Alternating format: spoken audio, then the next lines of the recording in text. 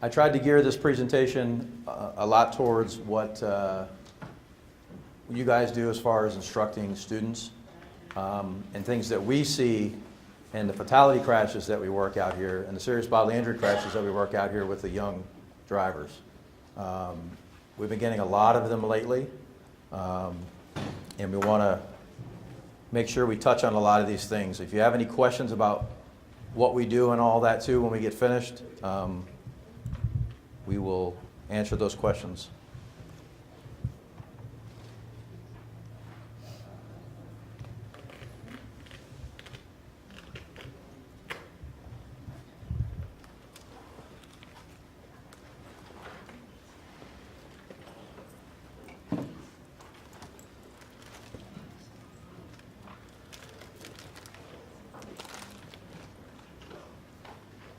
I'm going to show you guys a couple of videos first of some crashes, and then we'll start. We'll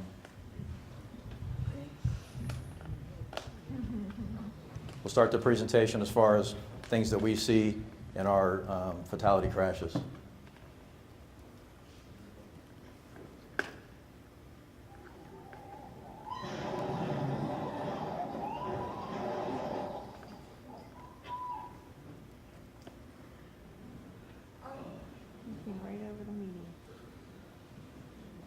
A lot of these videos come from, in Europe, a lot of the insurance companies require that vehicles have in-car cameras in them because of all the insurance fraud that they have over there. We're starting to see a lot of it here now. A lot of, especially motorcyclists, and a lot of people are putting in-car cameras in their cars to protect themselves because of crashes. But that's where a lot of this stuff comes from, a lot of these videos that you see on YouTube of the crashes. They're very helpful for us as far as investigating also when there are cameras inside the cars.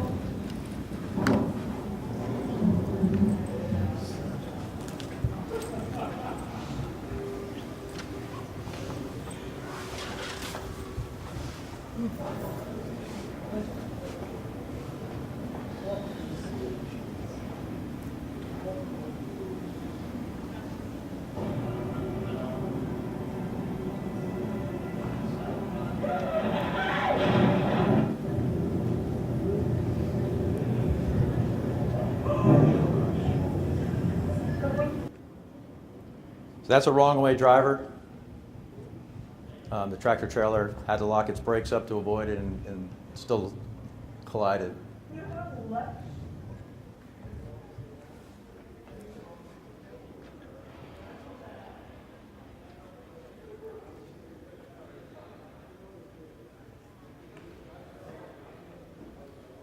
So to say a little bit about myself, I've been in law enforcement for 24 years.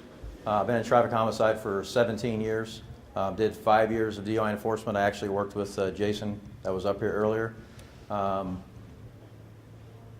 the instructor and the field training officer for the vehicle homicide unit, so I'm responsible for training all the new incoming traffic homicide investigators. Robert Steffen is one of the investigators that came in to our unit. I'll let him explain his background. Thank you for having us today. I've been with the Sheriff's Office for in my 16th year. During my tenure at the Sheriff's Office, I've been fortunate enough to be part of the Vehicle Homicide Investigative Unit for the past 13 and a half years. 2 years prior to that, I did DUI and traffic enforcement in our village of Wellington. And a year and a half prior to that, coming into the Sheriff's Office, I handled routine calls for service. During my time in vehicle homicide, I've taken a more active role to go out to some of the schools and help the Slossberg Foundation and the driver education programs and talk with students, and not tell them necessarily the repercussions of their actions when driving drunk and getting into crashes or being pulled over, but explain to them the consequences that they'll not only face, but the hardships on themselves, their family and friends, and the victim's family and friends, and how it really impacts and affects society as a whole. So I've been fortunate enough to do that and attend meetings like this, speak with people, and hopefully educate a few people. And when it comes to the children, hopefully keep them from making that bad decision without having that extra drink or two and getting in the car and do something that they regret later.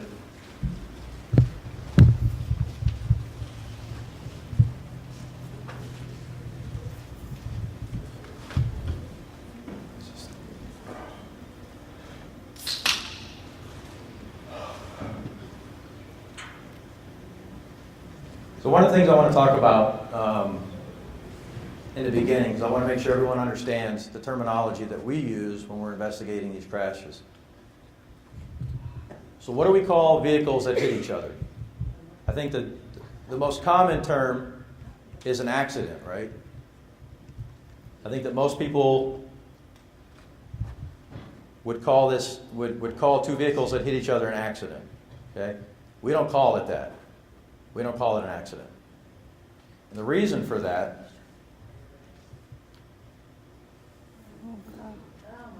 is because if everyone follows the traffic laws that Sergeant Frankowitz had talked about to you earlier today, and the roadway engineering standards, and keeps the vehicle maintenance up on their vehicles, we should never have two cars that hit each other.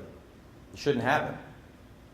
So somebody does something wrong for two cars to hit each other. Do we all agree on that? So making the decision and explaining the definition of two cars that hit each other to students, we should be talking about that. We should be talking about, and we're going to go over a few things, but we're going to be talking about somebody did something wrong somewhere. They didn't maintain their vehicle, they didn't follow the traffic laws, they're driving without a license, they never learn how to drive. There's a reason why these crashes happen. We refer to them as collisions or crashes, okay, because somebody did something wrong.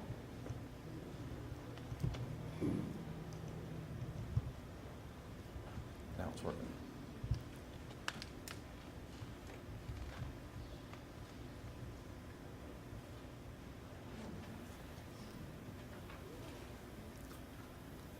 Sorry about this. This thing's not working all right.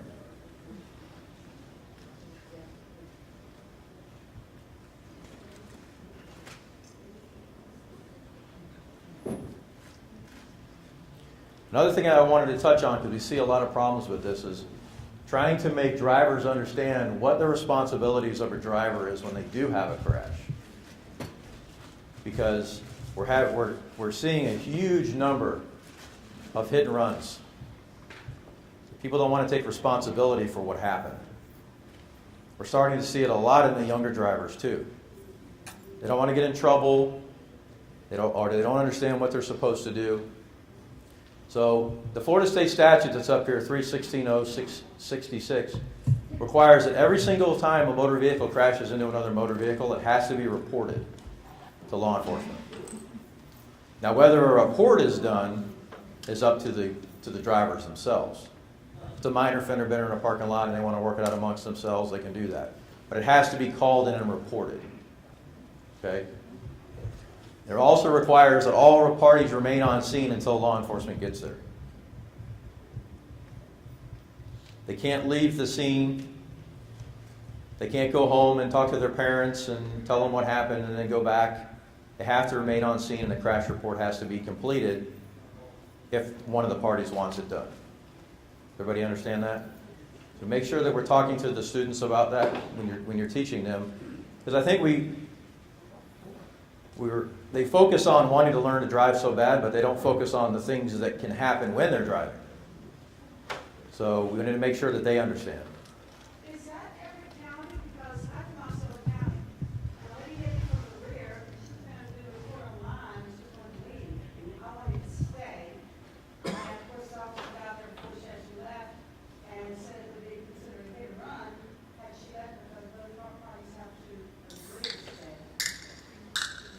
There's a report that can be completed online, but an officer or the sheriff's office or the city that you're in or the town or village has to be notified that the crash happened by statute.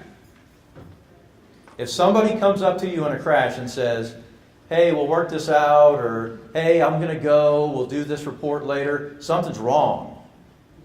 They don't have insurance, they don't have a license, they have a warrant. They're somewhere they're not supposed to be at that time. So if somebody tells you that, hey, well, I want to do this a different way than just reporting it and getting it over with and getting the report done, something's wrong with that situation. Even if they do have insurance, the card may not be valid because of the way insurance companies do their insurance cards now. We were just hit from behind, not our fault at all. The guy gave an insurance card, and the card was more than 6 months old. So you don't know whether it's 6 months or a year. There's no stipulation on an insurance card that says it's a year long. So they only paid it for 3 months. They still had the card in their possession, so it appeared as though they had insurance. So, Right, so you want to make sure in that situation, you want to make sure you notify and a report's done, because if there's no record of it, they can just say it never happened. right. You know, we did an insurance sting where we were stopping cars, and we had the NICB, I think it is the National Insurance Crime Bureau, was sitting in a room, and we would call in their insurance card numbers, and I would say that 45% are fake. They're making them on the computer and carrying them around.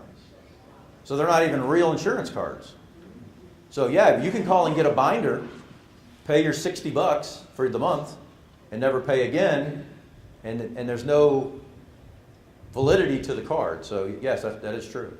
That's why I'm saying if somebody says they don't want to stay or they want to work it out another way or whatever, something's wrong with that situation. If a weapon is pulled, at that point, they can leave and go somewhere close. Is that correct? If somebody, the other person, like road rage or something, pulls a weapon? Well, if it's unsafe, then you're not leaving the scene of the crash. It's just you're getting away from that situation. But that's obviously going to need to be reported. But what I'm saying is a normal crash, even in a small parking lot, it needs to be reported. So, any questions about that?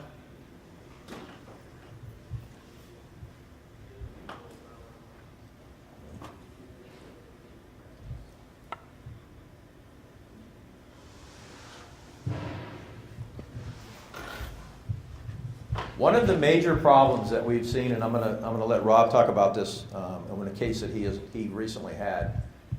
One of the problems that we're seeing is the younger drivers don't understand vehicle dynamics. They don't understand how the vehicle works. Okay, we are having a lot of kids piling into cars, and I remember doing this when I was in high school after the football games. Pile as many people in the car as you could and go to Pizza Hut and get pizza afterwards. We never thought about what would happen if we hit a bump or hit the curb or whatever. I put this picture up here because it seems funny, but we see this. We see numerous people stuffed into a car that don't belong to be carrying that many people.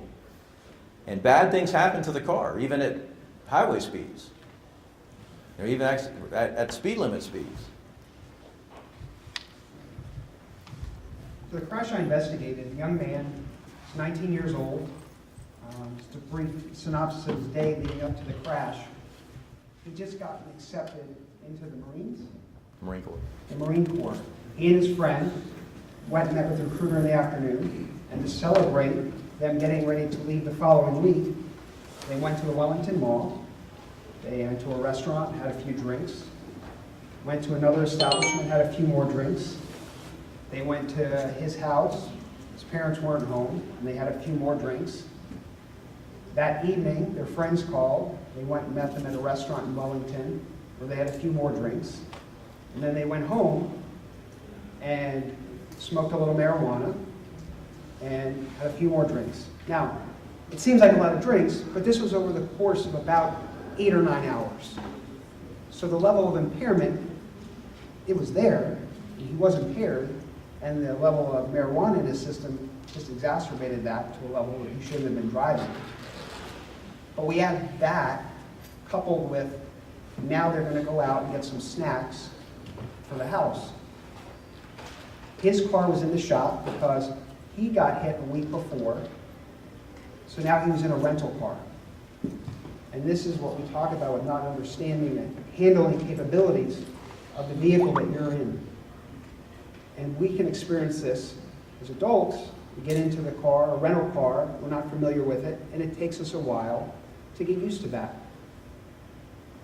So not being fully aware or understanding the capabilities of that car, he put an extra person in the back seat, himself, his front seat passenger, and 3 passengers in the back seat. 2 people in the back seat were not seat belted, one was. Both he and his passenger in the front seat were wearing their seat belts. They left a neighborhood in the village of Royal Palm Beach, driving on a 35-mile-per-hour road. And during my reconstruction, I determined, and from imaging the car was traveling over 90 miles per hour when he lost control of the car. Add to that, he had another friend that was driving ahead of him, which they were not so much racing, but having a good time and trying to catch up to each other. So to explain to the young kids getting ready to drive to understand the handling capabilities of the car, now you're adding extra weight to a car, you're changing the aerodynamics of the car, you're traveling on roadways most of the time that they may not be as familiar with. In this case, he's going around a curve. It was dark out. It was dimly lit. The roadway was wet from sprinklers in the area. And he's driving a car that is overweighted and changed those capabilities and the handling capabilities of the car. As a result, he lost traction. The car started to side slip, went off the roadway, hit 2 palm trees, and as it spun back around on the roadway and was beginning to overturn, the rear door came open and the 2 people in the back seat who were not seatbelted came out of the car, a boyfriend and a girlfriend. The girlfriend landed on top of the boyfriend. He died on scene, and she ended up going to the hospital and is still, over 2 years later, receiving treatment and recuperating from her injuries. She had some brain injuries, traumatic injuries, and she's recovering from that. And he took responsibility for his actions. He's currently serving 9 years in prison. And he told me during his statement that he just didn't understand what was going on. He didn't understand why he lost control of the car the way he did that night. And unfortunately, a bunch of lives were ruined.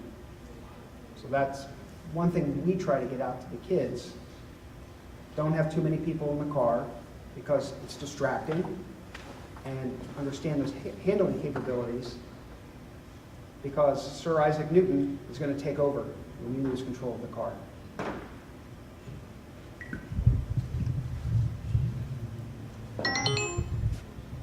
Anybody have any questions on that, or have you seen that when you're instructing these kids? They don't understand how the suspension systems work and how steering works, and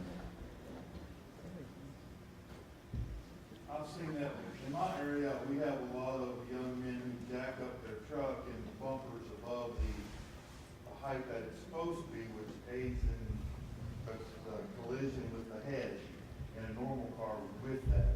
Is that an added citation onto that? Is that something that insurance companies have to deal with when it comes to altering the way the vehicle is made and manufactured?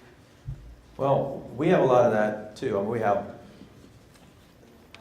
every type of vehicle modification down here that we see. We have, lowered cars, we have cars with hydraulics, we have race cars that the kids are building, the big jacked up trucks, the guys who put the big 24, 28-inch wheels on. The problem with those is that stuff's expensive. Instead of 24, 28-inch wheels, it's $10,000. Well, they don't upgrade anything else. So the braking systems are still really small. So the cars don't stop like they're supposed to. It's the same thing with the big trucks and the big tires. Those things bounce a lot. the braking systems are not capable of stopping the extra weight of the tires and all that. And then the vehicles are made in an unsafe manner when they collide with other vehicles because you don't have the bumper ratings. There are citations for vehicles whose bumpers are too high, headlights are too high. We see a lot of it with the light bar things they're putting on now, and they drive with them on and they blind everybody. Those are illegal also. All these vehicle modifications that they do, and even when you buy these kits and all that they put on the cars, it says right on, I'm not for on-road use, it's off-road use. They just need to understand that when they do these things, because everybody wants to look cool for school and do extra things to their cars, that they understand how it's affecting the vehicle. You know, something as simple as putting a speaker box in the trunk, a big speaker box, changes the center of gravity of the vehicle, and it changes the handling capability of the vehicle. So they just need to understand that these modifications that they do to the car are going to affect it, and they need to know how it's affecting the car.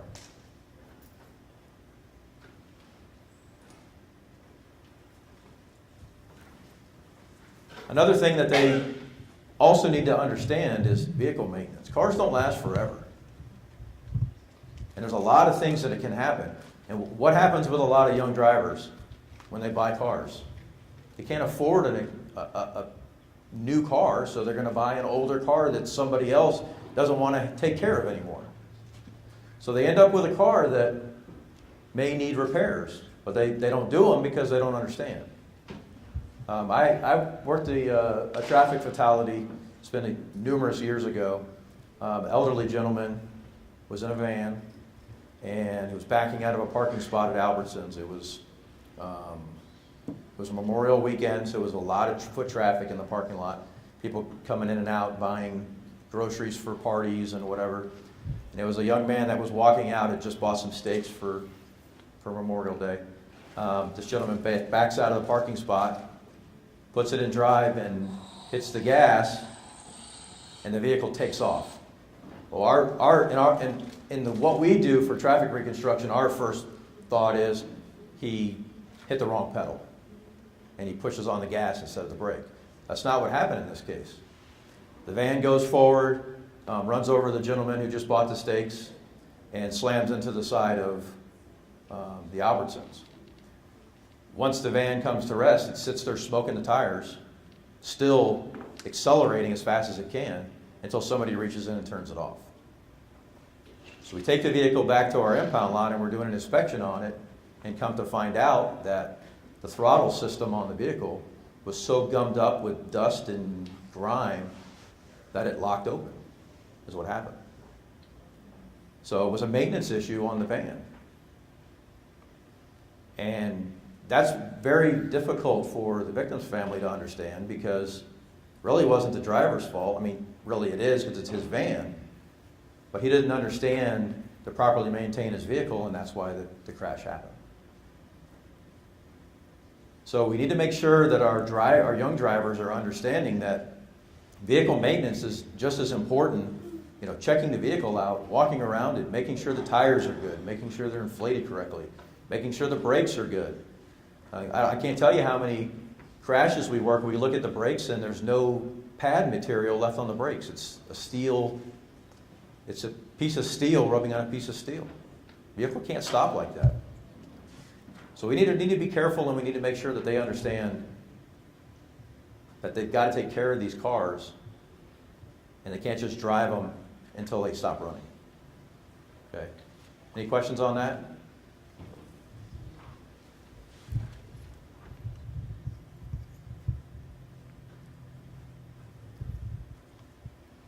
So now we're going to talk about distracted and inattentive driving and what we see from our crashes. One thing I can tell you is there's no way in the world for us to quantify how many crashes are related to distracted driving. No one ever tells us, man, I was texting when I hit that car. I'm sure there's been a few, but nobody's ever going to take responsibility and say, oh, I was looking at my GPS, or I was looking over here. We had a situation like you talk about the big truck. We have a situation where these two guys are driving down the road in this big jacked up truck. Well, what happens when you're driving that vehicle? What happens to your field of view? You can see a lot, right? Well, the driver looks down at the car next to him, and what's in the car next to him? A young lady wearing a skirt. So he's checking her out, veers off the road, redirects the vehicle back onto the road, and what happens to a big truck when you do that? Flips right over. Flipped the truck over about 6 or 7 times and killed both of them, him and his friend. So distractions are not just our mobile devices and our texting and or whatever. It's distractions, the things that draw your attention away from what you're supposed to be doing. Like Jason talked about earlier, the cup holders in the cars. We shouldn't be doing anything while we're driving, but paying attention to what's going on. So I'm going to play this little video for you.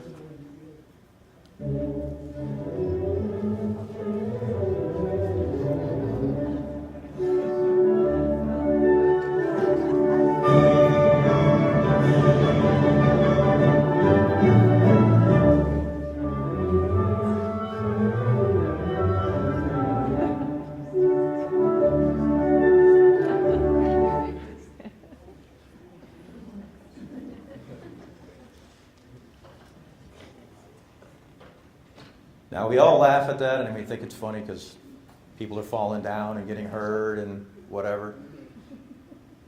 But the problem is, if these people can't walk and do it, how are we driving and doing it? Jason talked about it earlier. Our divided attention tasks that we're doing while we're driving are enough in themselves. Trying to keep the car at the speed limit, feathering the pedal, holding the steering wheel. We're doing all these things, and on top of that, now we're Facebooking, right? Looking at what our friends are eating for dinner while we're driving, right? We're texting our friends. I'll be home in a few minutes. Well, not now, because now I'm in a crash. We have to pay attention to what we're doing, because if we can't focus on driving alone, how can we do anything else? As a young driver, there's distractions all over the place. I want to listen to the stereo. My kids, when they started driving, they couldn't find the next street over from the house, much less where they're supposed to be going to. So that's a distraction in itself also, because they're looking around trying to figure out where they're going.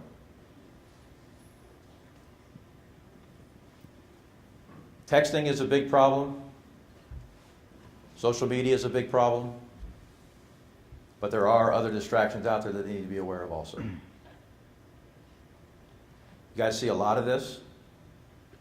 Because in the times that we go to the schools, we're giving presentations, and the kids are on their phones, and they're saying, "Oh, I'm listening to you," and they probably are, but they can't not have something in their hands, because we've built that as a generation. And if we develop ways to stop these mobile devices from working, there's going to be somebody that's going to sell something that's going to make it go around that. They just need to learn how to put it down and wait till they get where they're going.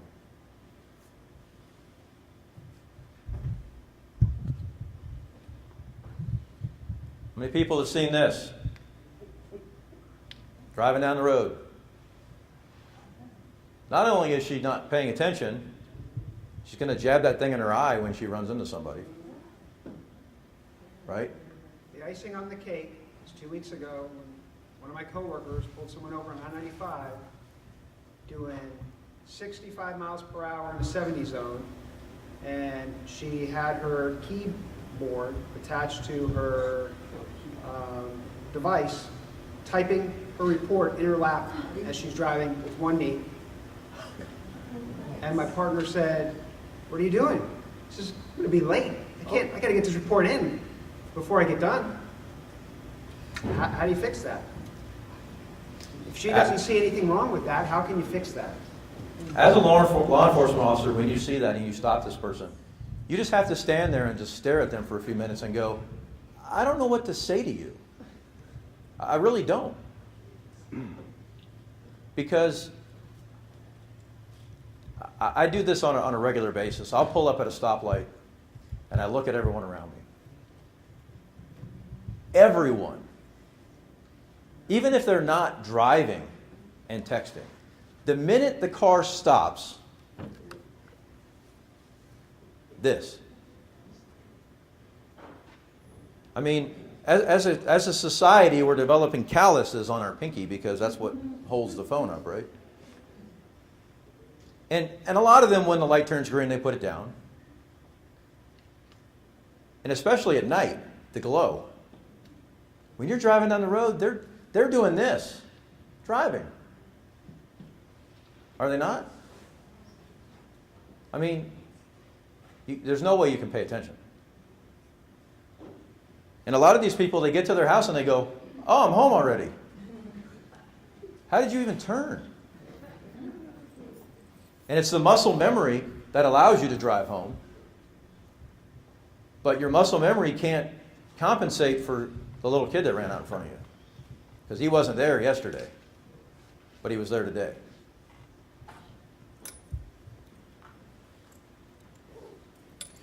And we see a lot of this. Take away the mobile devices. We see a lot of this. I see a lot of this on the road. Books. Which is amazing to me that anybody even has books anymore, but with the e-books and stuff. But we see this a lot. What is that important? I mean, even studying for a test. What is that important? And we laugh at this stuff because we look at it and go, who would do that? But it happens all the time. And again, I just want to reiterate the fact that in all the fatalities that I've worked in 17 years, I don't know how many were distracted driving. We don't. Unless there's somebody driving next to them going, this lady was on her phone for the last 5 miles. But that doesn't happen very often, if we can even get witnesses to stay for crashes. Make sure that when you're teaching these students to drive home this distracted driving. You know, I wish they would let you guys show a lot more gruesome videos so they can understand. You know, in our impound lot, I take my kids that drive to the impound lot and show them the cars because I think it helps a little bit. My kids won't even answer the phone when I need them to answer the phone when they're driving, which is a good thing. It's frustrating, but it's a good thing.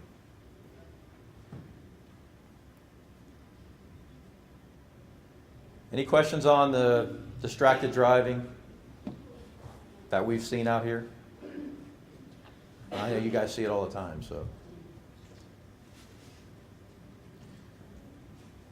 One of the other things that we see out here with the young kids is racing and reckless driving, which goes along with not understanding how vehicles operate, not understanding the capabilities of the vehicles they drive. I am amazed out here the amount of parents that buy race cars for their kids who are 16 years old. And I know years ago when you see the video game up here, when the video games were really popular, and I know that the genre is a little different now, they're playing different types of games, but there's still a lot of kids that are interested in cars. In 2004 and 5, the Subaru WRX STI was developed as a race car. That car has about 400 horsepower. It's an all-wheel drive vehicle, and it comes from the factory as a race car. Back then, that was the #1 vehicle in these video games because it was a cool car. Parents were buying their 16-year-old kids on their birthdays these cars to drive. And I'm going to show you what they think happens when they're driving these cars because of these video games.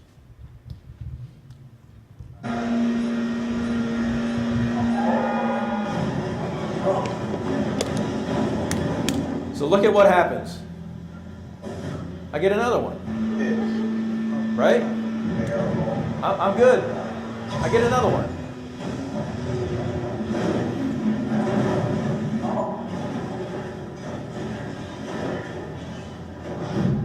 And I get another one, right? What we see out here is they act on what they've done, what they see, what they learn.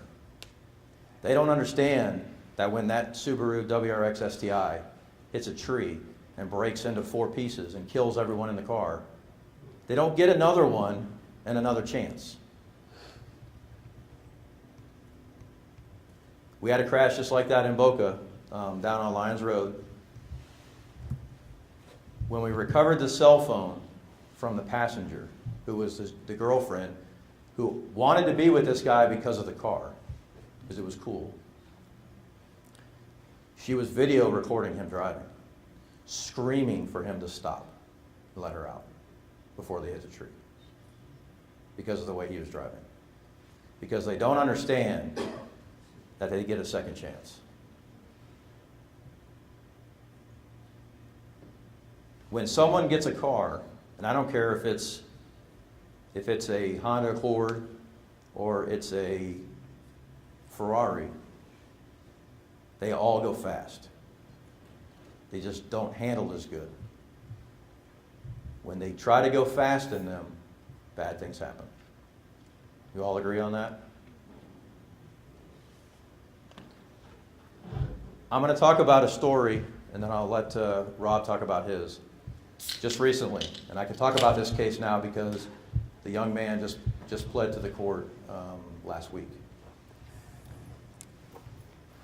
Typically, when we see these type of crashes where we have these high speeds and people racing and a bunch of kids involved, usually there's drugs involved, usually there's alcohol involved.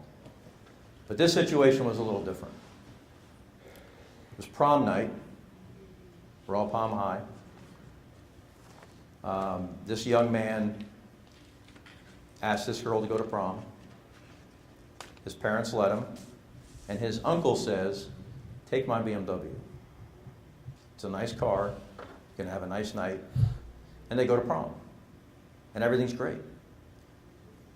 But the parents were extremely strict, so they asked them to be home at 11. And they did. He took her home, dropped her off. He goes home, tells his sister, who was taking care of him, "I'm home." He goes to bed. He waits till his sister goes to sleep, gets the keys, goes and picks her up again, because her parents are asleep. And they're going to go to the prom parties, because they weren't allowed to. They go to a hotel downtown, and their friends say, "We all want to go to Steak and Shake in Wellington. Who can be the first one there?" So they take off. He takes off down Belvedere. His friends are in front of him. He's trying to catch them. And I think we got his speed when he lost control of the vehicle at about 97. He's driven this road before, but he's never been out this late. And the sprinklers are on. And there's a puddle in the road. He loses control of the vehicle begins to spin. He can't understand why he lost control. The vehicle spins around and goes backwards into a tree in the median on the passenger side. Immediately kills his girlfriend. It rips the vehicle in half from taillight to headlight because he's going so fast. Spins the car around and ejects him out of the car now because there's no side of the car, and he lands on his feet. And he's scared, he doesn't know what to do, and he runs home to tell his sister what happened. Meanwhile, all this is happening, two of our DUI enforcement officers, one who was here earlier today, is on 441 and stops two cars who are racing to Steak and Shake. They were their friends. They were doing over 100 on 441. All because they wanted to see who could get to Steak and Shake faster. Because they don't understand. The driver of that car was 17 years old. The girl in the passenger seat was the senior. That's how they were able to go to prom. Not when we took the blood off of the driver and we got the tox results from the passenger who passed away, there was not even caffeine in their systems. No alcohol, no drugs, nothing. They made these decisions on their own because they don't understand the ramifications of what happens.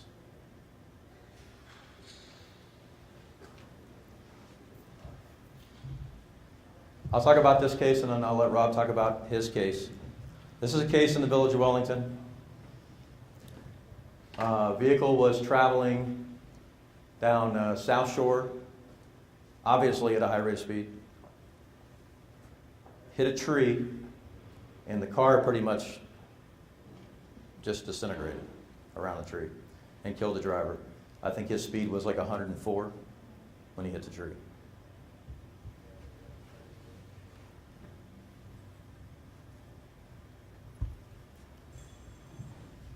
This was a case on Southern Boulevard in Haverhill.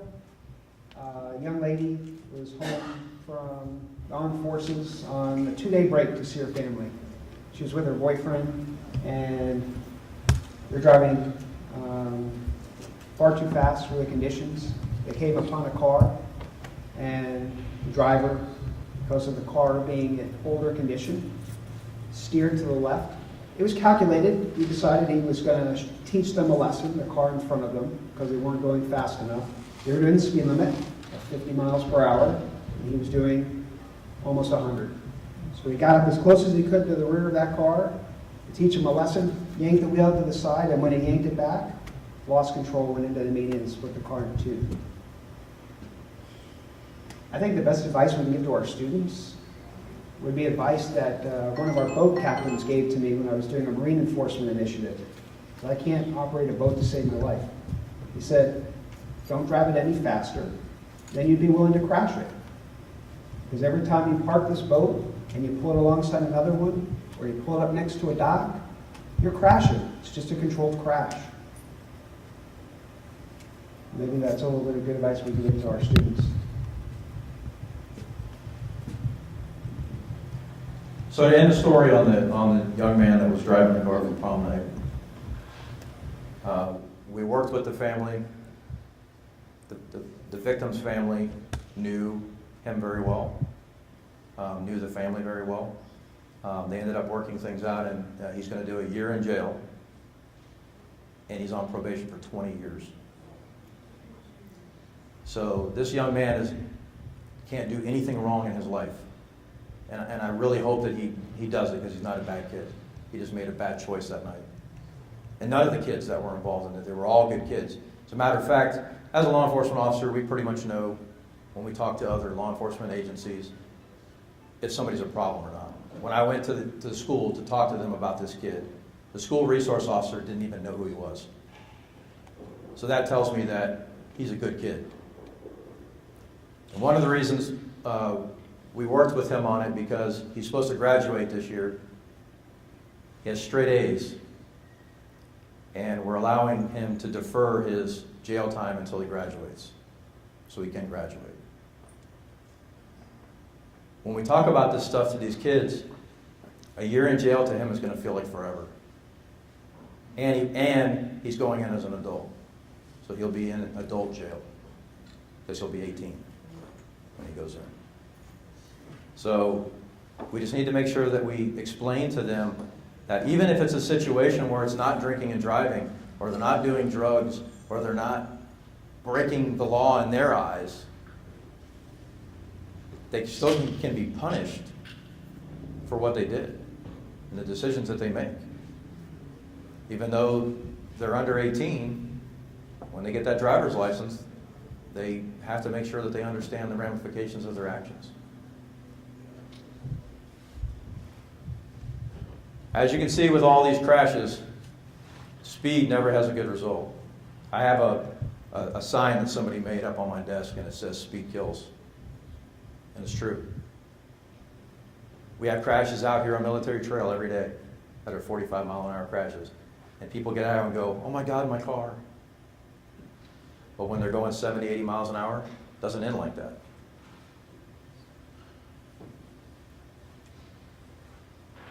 Anybody have any questions on what we've went over here today? I just want to make sure that we touch on things that we see and issues that we see with the young drivers, because we are definitely getting a much higher influx of young drivers involved in fatalities. No? Thank you very much for your time.